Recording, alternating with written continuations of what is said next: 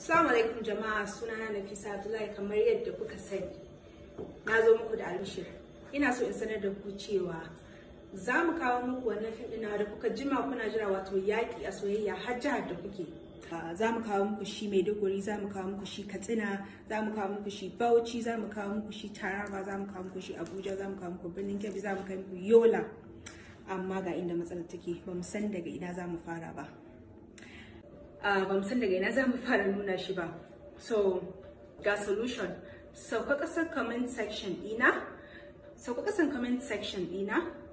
ka ambaci sunan jihar da kake. Nan da kwana uku za mu duba, za mu kirga mu ga wace jiha aka fi ambatan sunanta, sai mu fara daga wajen. Idan an fi ambatan Maiduguri za mu fara kaiwa.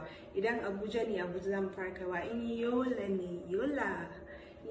ne, Yola za mu fara kaiwa. In Birnin Kebbi ne, Birnin Kebbi za mu fara kaiwa. Idan Katsina ne, in Bauchi ne, duk haka za mu yi. Allah ya bada sa. Ƙasan comment section rubuta jihar da kake domin a kawo maka yaƙi a soyayya. Yaƙi a soyayya. Yaƙi a soyayya. Yaƙi a soyayya. Yaƙi a soyayya. Yaƙi a soyayya.